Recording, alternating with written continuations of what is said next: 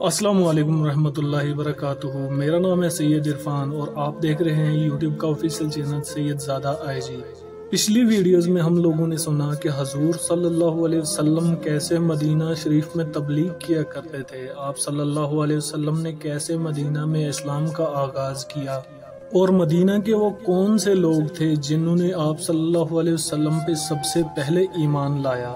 دوستو اسی ویڈیو کا یہ دوسرا حصہ ہے۔ اس ویڈیو میں ہم یہ سنیں گے کہ رسول اللہ صلی اللہ علیہ وسلم نے مکہ سے ہجرت کیسے کی، آپ صلی اللہ علیہ وسلم نے سفر کے دوران کن کن جگہوں پر قیام کیا، اور آپ صلی اللہ علیہ وسلم نے کون سی مسجد قائم کی اس سفر کے دوران، اور آخر کار آپ صلی اللہ علیہ وسلم جب مدینہ میں تشریف لے آئے تو کس کے گھر ٹھہرے۔ یہ سبھی باتیں جانیں گے ویڈیو کے اس حصے میں۔ اگر آپ بھی میرے ساتھ یہ باتیں سننا چاہتے ہیں تو ویڈیو کو اینڈ تک ضرور دیکھیے، چینل کو سبسکرائب کیجیے اور بیل کی گھنٹی کو بجا دیجیے گا تاکہ نئی آنے والی ویڈیوز کی نوٹیفیکیشن آپ کو ہر وقت ملتی رہے۔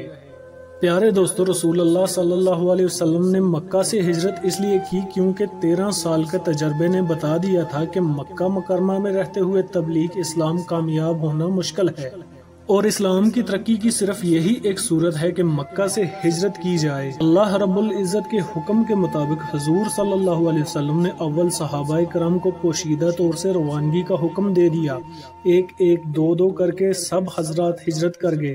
صرف رسول اللہ صلی اللہ علیہ وسلم، حضرت ابو بکر صدیق رضی اللہ تعالیٰ عنہ اور حضرت علی رضی اللہ تعالیٰ عنہ اور وہ لوگ جو ہجرت کرنے سے معذور تھے مکہ میں رہ گئے۔ کفار مکہ کو جب اس چیز کا علم ہوا تو فوراً دارالندوہ کمیٹی گھر، یعنی جہاں بڑے بڑے معاملات پر مشورہ ہوتا تھا، مکہ کے بڑے بڑے سرداروں کا جلسہ ہوا، اور ابو جہل کی تجویز کے مطابق رائے ہوئی کہ آج شب کو ہی حضور صلی اللہ علیہ وسلم کو شہید کر کے اسلام کا قصہ ہمیشہ کے لیے ختم کر دیا جائے گا۔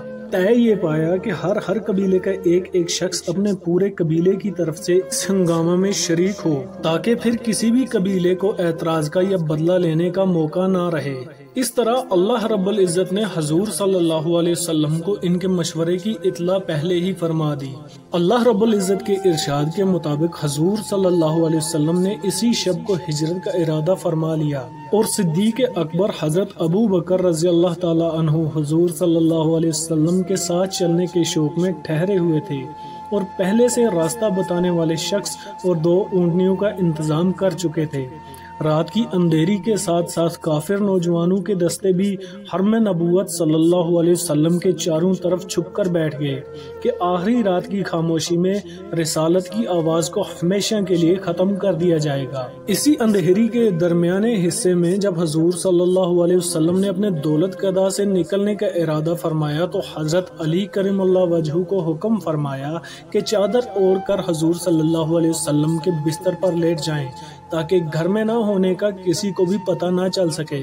دوستو، اسلام کی فداکاری کا بہترین نمونہ ہے کہ کم سن نوجوان جو دنیا کی زندگی کا بہت کچھ آرزو مند ہو سکتا ہے اور جس کا سینہ ہزاروں امنگوں کا گہوارہ بنا ہوا ہوتا ہے، وہ اپنے روحانی آقا کے حکم پر بے دھڑک اس بستر پر لیٹ گیا کہ جس کے متعلق یہ یقین تھا کہ صبح ہونے سے پہلے ایک قربان گاہ بن جائے گا۔ ہم آگے بڑھیں اس سے پہلے یہ جان لیتے ہیں کہ حضرت علی رضی اللہ تعالی عنہ کو پیچھے چھوڑنے میں حضور صلی اللہ علیہ وسلم کی اور کیا مصلحت تھی۔ دوستو، مکہ کے کفار اگرچہ حضور صلی اللہ علیہ وسلم کی جان کے دشمن تھے، مگر اس قدر اطمینان اور بھروسہ بھی تھا کہ حضور صلی اللہ علیہ وسلم کے پاس ہی امانتیں رکھا کرتے تھے۔ ان امانتوں کو پہچاننے کے لیے بھی حضرت علی کریم اللہ وجہہ کو وہاں چھوڑ دیا گیا تھا۔ بہرحال حضور صلی اللہ علیہ وسلم جب دروازے پر تشریف لائے تو کفار نے وہاں بھی جمگٹھا کر رکھا تھا۔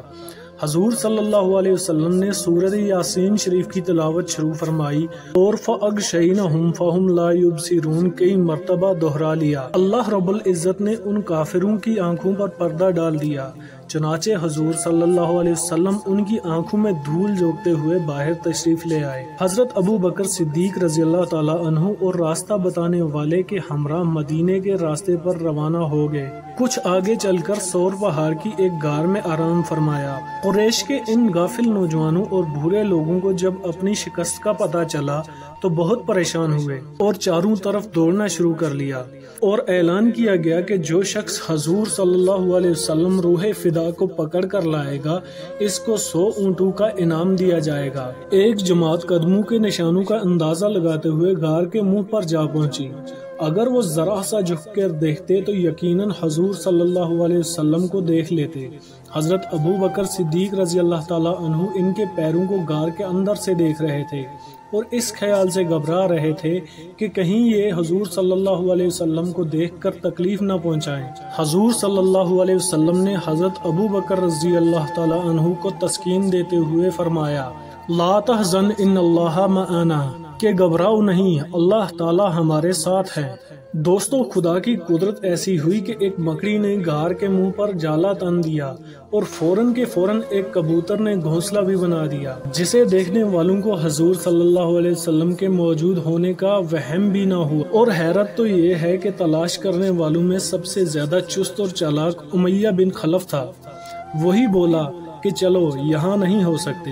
رسول صلی اللہ علیہ وسلم نے 3 دن تک اسی غار میں آرام فرمایا۔ تیسرے دن حضرت ابو بکر صدیق رضی اللہ تعالیٰ عنہ کی آزاد کردہ غلام عمر بن فہر دونوں اونٹنیوں کو لے کر پہنچا اور یہ حضرات مدینے کی طرف روانہ ہو گئے۔ راستے میں چلتے ہوئے بہت سارے معجزات حضور صلی اللہ علیہ وسلم کی ذات اقدس سے ظاہر ہوئے۔ 4 ربیع الاول پیر کے دن حضور صلی اللہ علیہ وسلم غار سے نکل کر مدینہ کی طرف روانہ ہوئے۔ حضور صلی اللہ علیہ وسلم کے پہنچنے سے 3 دن بعد مقام قباء میں حضرت علی رضی اللہ تعالیٰ عنہ آپ کی خدمت میں حاضر ہو گئے۔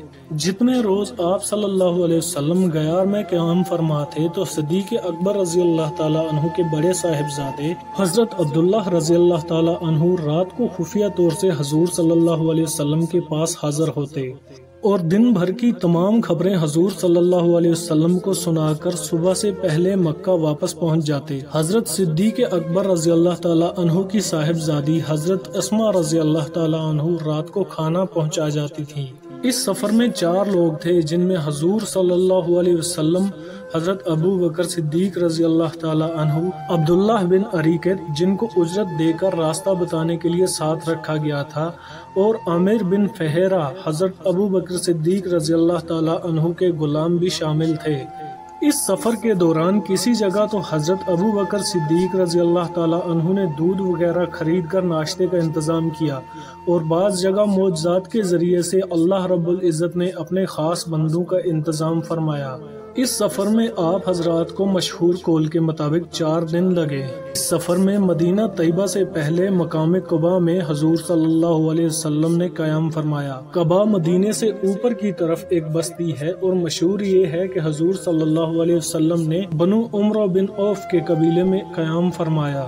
حضور صلی اللہ علیہ وسلم کے قباء کے مقام پر قیام فرمانے کی روایتیں مختلف ہیں، جن میں سے 3 یا 4 یا 5 یا 14 یا 22 روز کے قیام کا بتایا گیا ہے۔ حضور صلی اللہ علیہ وسلم نے مقام قباء میں ایک مسجد بھی تعمیر کی، جس میں شاہد و جہاں بھی دوسرے لوگوں کی طرح پتھر اور مٹی ڈھوتے رہے۔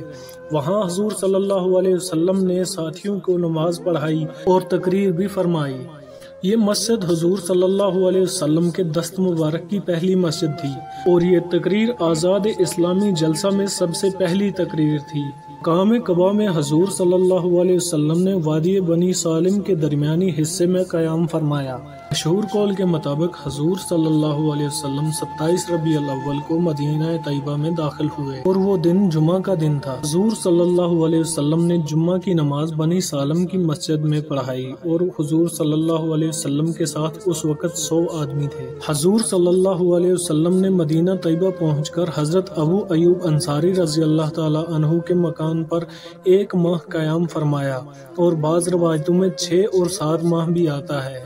فخر دو عالم امام الانبیاء حضرت محمد صلی اللہ علیہ وسلم کا مقدس آفتاب جب مدینہ طیبہ میں داخل ہوا تو ہر ایک کی آرزو تھی کہ ہمارے گھر میں اس کا قیام بن جائے۔ چنانچہ اصرار ہونے لگا، اور حضور صلی اللہ علیہ وسلم کی اونٹنی کی مہار پر کھینچا تانی ہونے لگی۔ حضور صلی اللہ علیہ وسلم نے فرمایا، چھوڑ دو، جہاں یہ بیٹھ جائے گی वहीं मैं ठहरूंगा। ऐसा ही हुक्म है। वो ऊँटनी बनु नजार कबीला में ठहरी जहाँ हजूर सल्लल्लाहु अलैहि वसल्लम का नानिहाल भी थी।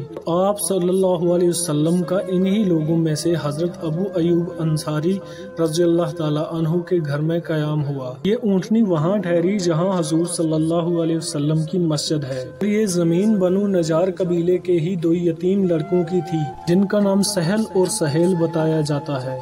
इन दोनों की ख्वाहिश थी कि हजूर सल्लल्लाहु अलैहि वसल्लम ये ज़मीन मुफ्त में ले लें, मगर हजूर सल्लल्लाहु अलैहि वसल्लम ने कीमत लेने पर इनको मजबूर किया। इस ज़मीन की कीमत 10 दीनार तय हुई और फिर मस्जिद कुबा की तरह सबने मिलकर यह मस्जिद भी बनाई। इसके एक जानब हजूर सल्लल्लाहु अलैहि वसल्लम ने अपनी बीवियों के लिए मकान बनाए। ये तमाम तमीर कुछ ईंटों और कुछ खजूर के पत्तों की थी। आप सल्लल्लाहु अलैहि वसल्लम के मदीना तैयबा पहुंचने के बाद एक तारीख की इब्तिदा की गई जिसको सन हिजरी कहते हैं, और इस तारीख की इब्तिदा हजरत उमर फारूक रज़ियल्लाहु ताला अन्हु खलीफा दोम ने अपने दौरे खिलाफत में सन हिजरी ईजाद किया और इसकी इब्तिदा हिजरत के साल से मानी गई। इससे पहले अरब का दस्तूर था कि किसी भी बड़े वाक़े से सन शुरू किया करते थे और आखिर में इसहाब फैल के वाक़े से सन की इब्तिदा मानी जाती थी। दोस्तों, यकम मुहर्रम अल हराम सन हिजरी का पहला दिन होता है और मुहर्रम अल हराम का महीना पहला महीना। आज की इस वीडियो को यहीं पर ख़त्म करते हैं और मिलते हैं एक नई वीडियो में। तब तक के लिए अपना ख्याल रखिएगा। अस्सलाम।